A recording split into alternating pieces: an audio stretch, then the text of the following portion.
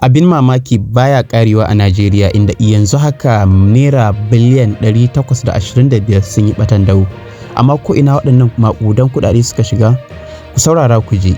Wannan ba tatsuniya ba ce, kuma ba wai labarin ƙanzon kurege ba ne.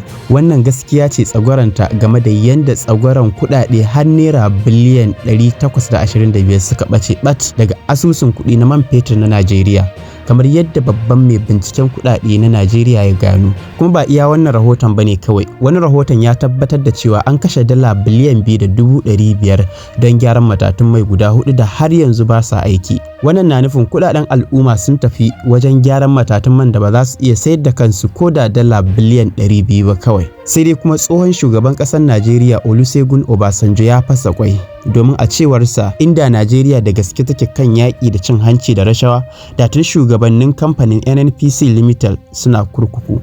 Amma menene ya faru?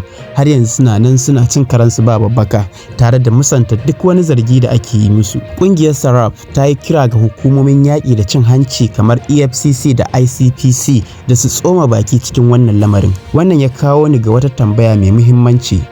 Shin yaushe ne za mu daina barin kudaden ƙasarmu suna ɓacewa haka kawai babu gaira babu dalili, bayan dubban talakawa na cikin kunci da talauci?